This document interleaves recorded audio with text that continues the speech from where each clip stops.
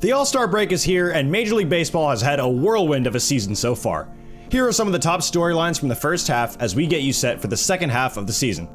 Before you say, well, what about this team? Or how come that player isn't on here? It's because the video would be about an hour long. Before we go any further, it's worth breaking down the two key metrics we're going to use to break down the major storylines for this season.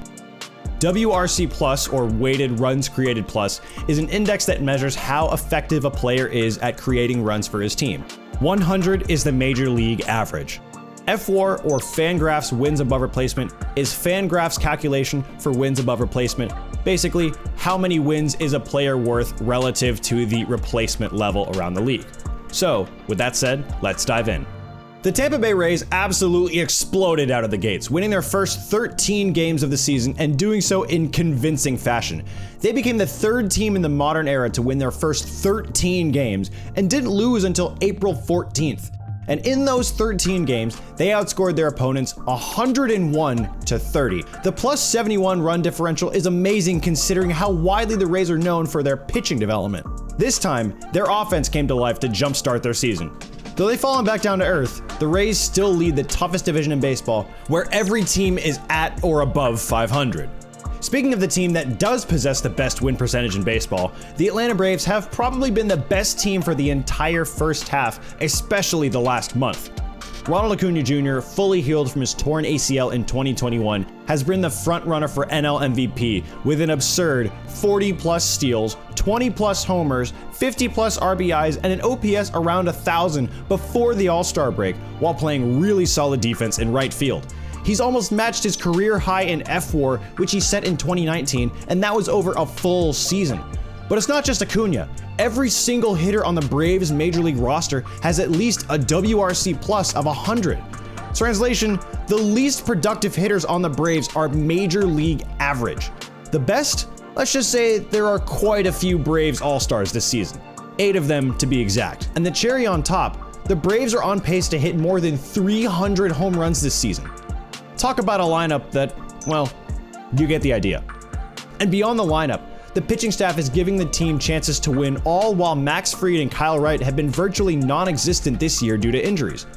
With Fried on the way back after the break, the Braves look like the stuff of World Series contenders so far. And they've also set a Major League record 167 home runs before the All-Star break, breaking the record set by the Minnesota Twins in 2019. The Braves are the team to beat as of right now. They say money can't buy championships, and it looks like that may very well continue to be the case. The big spending San Diego Padres and New York Mets, two popular preseason World Series picks, have stumbled out of the gates in a pretty big way, but arguably no one more so than the Padres. Xander Bogaerts got off to a nice start in a Padres uniform, but has been dealing with a nagging wrist injury and just hasn't looked like he did in April. His 111 WRC Plus is slightly above Major League average, and he's accumulated just 2.2 FWAR. Juan Soto is starting to rebound from yet another slow start to his season with a 3.4 FWAR and 153 WRC Plus. Impressive considering where he was earlier this season. And Fernando Tatis Jr. has picked up where he left off after serving the rest of his 80-game PED suspension with a 139 WRC+, 3.4 FWAR, 16 homers, and 44 RBIs in just 67 games this year. But the Padres still sit 7 games back of a wildcard spot and really need to kick it into gear if they're going to go back to the postseason and have a shot at a World Series. Folks, if you can't tell, I've been pretty outspoken about my Braves fandom being from the city of Atlanta. Before I jump into this next section, I have to disclose that yes, I am indeed a Braves fan, and this section may come across as biased. I also don't like the Mets more so now because they have an owner who's willing to spend, maybe recklessly, and also partially because I know they're the only club in the league willing to engage in a bidding war for the biggest and brightest stars. Really just Shohei Ohtani. So this is just to say, don't say I didn't warn you. The New York Mets have not been good. Sure, they re-signed Brandon Nimmo and Jeff McNeil to go along with new additions Kodai Senga and Justin Verlander, among others. But of those players on big money deals, only Nimmo has really lived up to it. He's accumulated 2.6 FWAR and has a 131 WRC+. And while Senga has been decent, he's just not the same caliber as a Scherzer or Verlander. He has a 3.31 ERA, but a 3.86 FIP in 16 starts this season, which is just ERA adjusted for fielding outcomes. The Mets really need him to get going if they're going to make any noise and get to the postseason. Father Time may have caught up with the Mets' veteran aces, but it's not yet August, and there's still plenty of time left for the Mets to rebound. But for a team with expectations this high to come up this far short, it can't be a good omen for Buck Showalter's job security, and the future of any player on the roster.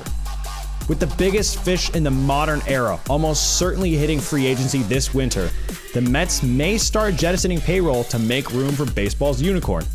That is, assuming he decides to leave Southern California. Ohtani is the face of baseball right now, and if the combination of pitch clock, shift restrictions, and a generational talent dominating the game on both sides of the ball won't turn non-believers into lifelong fans, I don't know what to tell you. He continues to redefine what the word value means by providing elite-level offense and pitching while occupying one roster spot. Ohtani signed a one-year, $30 million deal with the Angels to avoid arbitration, and barring a long run into the postseason and a demonstrated willingness by Moreno and ownership to continue to spend money and bolster the squad, Ohtani may want to trade Angel Red for a new color. Perhaps Dodger Blue? Which leads me to my biggest second half prediction. And really, it's more of a long-term prediction. Ohtani will be a Dodger starting in 2024. With several key players on one-year contracts and a ton of youth coming through the system, the Dodgers have the financial flexibility and young talent to surround baseball's biggest star with the pieces needed to win not one championship, but multiple over the next 5 to 10 years. We've had a ton of other big storylines this season. The Texas Rangers' explosive offense, the Orioles' youth movement, the Arizona Diamondbacks continuing to defy expectations, and the Cincinnati Reds rebuild seems to be way ahead of schedule. Elly Cruz is baseball's next young must-see attraction. But to avoid making this video longer than an hour, we're going to leave it at that. Let me know what you're looking forward to seeing during the second half of the year and into the postseason. If the first half of 2023 was any indication of what's to come, we've got quite the pennant race on our hands.